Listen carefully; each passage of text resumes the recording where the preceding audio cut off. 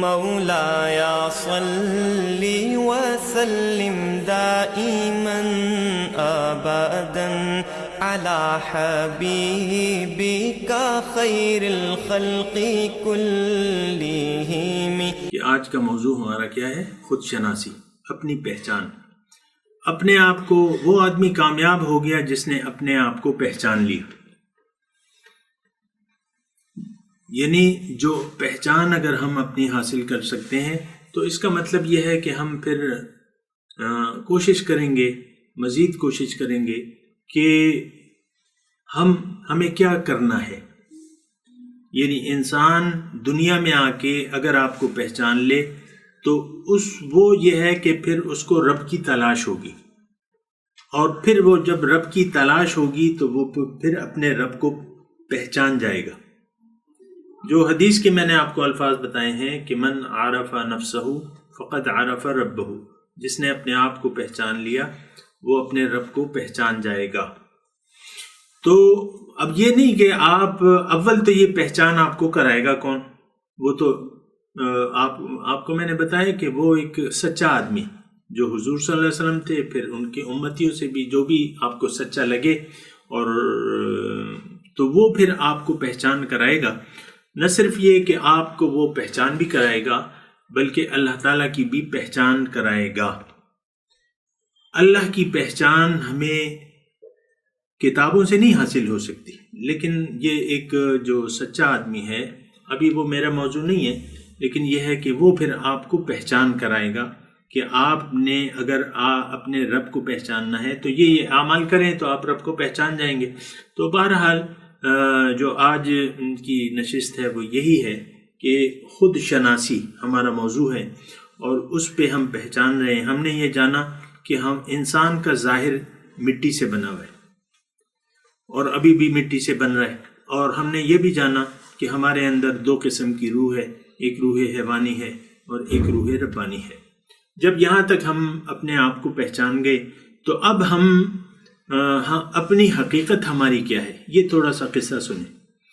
ہماری حقیقت یہ ہے کہ ہم آج نہیں پیدا ہوئے، میں آج نہیں پیدا ہوا۔ میری پیدائش جو ہے یعنی جو کائنات کی تخلیق سے پہلے میری تخلیق ہو چکی تھی، اس کائنات کی پیدائش سے پہلے میری تخلیق ہو چکی تھی، میری روح پیدا ہو چکی تھی۔ ایک بات یہ نوٹ کر لیں کہ آپ کی عمر یہ نہیں ہے جو کہ اس وقت آپ اپنی عمر بتاتے ہیں، آپ تو دنیا میں آنے کی عمر بتاتے ہیں، آپ کی عمر جو ہے وہ زیادہ ہے، اور اس کائنات یہ اربوں سال ہو گئے۔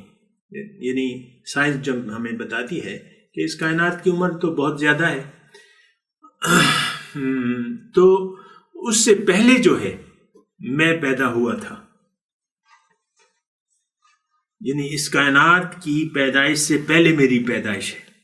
اب آپ بتا لیں اپنی عمر، اربوں سال ہے، خربوں سال ہے، یہ آپ کی عمر ہے۔ بھارت اس وقت تو سورج، یہ تو ہم نے یہاں پیمانے بنائے ہوئے نا، لیکن بات یہ ہے کہ ہماری عمر جو ہے وہ بہت زیادہ ہے۔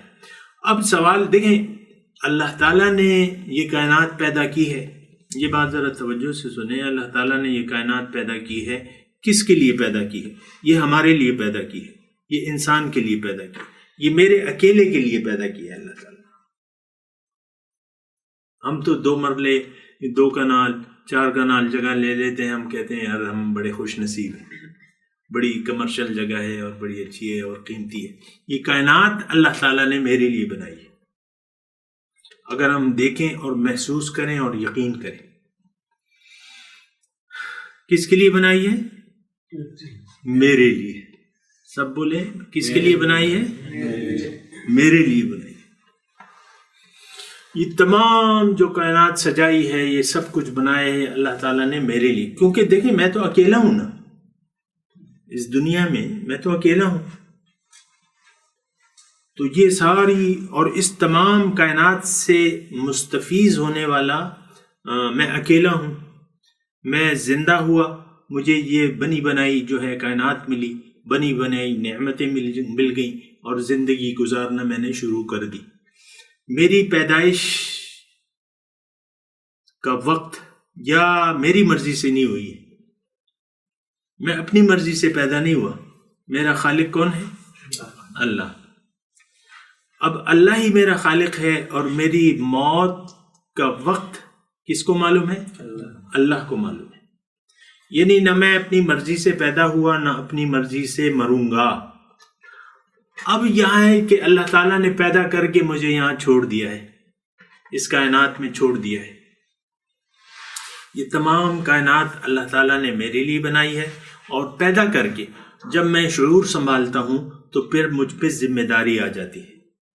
جب میں عاقل بالغ ہو جاتا ہوں اور میری مونچھیں بھیگ جاتی ہیں تو پھر مجھ پہ ایک بہت بڑی ذمہ داری آ جاتی ہے میرے خالق کی طرف سے، اور پھر مجھے اپنے خالق سے پوچھنا ہوگا کہ اے خالق، تو نے مجھے کیوں پیدا کیا ہے، کیوں بھجوایا ہے دنیا میں؟ یہ پوچھنا ہوگا، یہ سوال کرنا ہوگا۔ پھر خالق نے مجھ سے باتیں کی ہیں قرآن کے ذریعے، اپنے نبی کے ذریعے مجھ سے بات چیت کی ہے۔ کسی اور مخلوق کے پاس قرآن نہیں آیا۔ کتنی بڑی بڑی مخلوقات ہیں، جنوں کے پاس بھی نہیں آیا قرآن۔ تو یہ قرآن سے اللہ تعالیٰ نے مجھ سے باتیں کی ہیں۔ اللہ کا کلام ہے کہ نہیں قرآن؟ اس کے ذریعے مجھ سے یا ایھا الناس یا ایھا الذین آمنوا یا بنی اسرائیل یا موسیٰ یا عیسیٰ یا زکریا، اللہ تعالیٰ نے یا ایھا الناس۔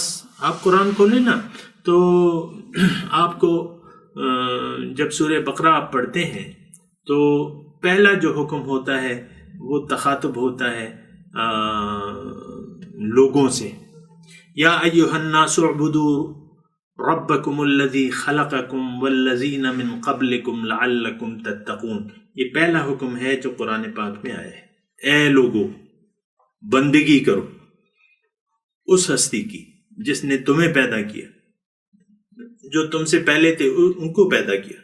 کیوں بندگی؟ تاکہ تم بچ جاؤ، خطرناک اور بھیناک انجام سے، ناکامیت سے بچ جاؤ، اس لیے بندگی کرنی۔ تو بہرحال مجھے اپنی پہچان کے لیے پھر رابطہ کرنا پڑے گا اپنے مولا سے، اپنے رب سے، جس سے میں دور ہوں، اس کے قریب جا کے اس سے پوچھنا ہوگا۔ اب جب اللہ کے آپ قریب جا کے اس سے پوچھتے ہیں تو اللہ تعالیٰ تو وہ ذات ہے جو ہمارے وہم و گمان سے بالا ہے، ہماری تو کوئی سوچ نہیں ہے اللہ تعالیٰ کے بارے میں، نہ ہو سکتی ہے۔ تو اب جب اللہ کے پاس آپ جانا چاہتے ہیں تو آپ کو انسان کے پاس جانا ہوگا۔ انسان کے ذریعے آپ کا رابطہ ہو سکے گا رب تعالیٰ سے۔ یہ بات جو ہے نوٹ کر لیں، انسان کے ذریعے آپ رب کے پاس جا سکتے ہیں۔ اور انسان کامل کون ہے؟ محمد الرسول اللہ، انسان کامل کے پاس۔ آج انسان کامل مثال کے طور پہ ظاہری جسم دنیا کے ظاہری حصے میں نہیں ہے، تو پھر یہ ہے کہ جو ان سے تعلق رکھتے ہیں، جو اللہ والے ہیں، جو نائبین رسول ہیں، ان کے پاس جا کے آپ کو بیٹھنا ہوگا، کیونکہ بس اب ایک ہی ہستی یعنی ایک ہستی سے آپ کو رابطہ جوڑنا پڑے گا جو آپ کو اللہ کی باتیں بتائے اور رسول کی باتیں بتائے، اور جو آپ کو تعلیم دے۔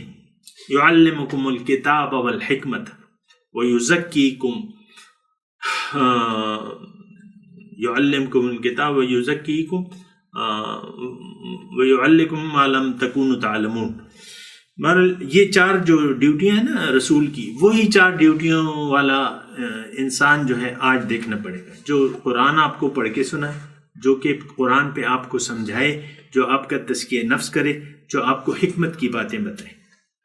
ان چار خصوصیات والا انسان آپ کو آج دیکھنا پڑے گا۔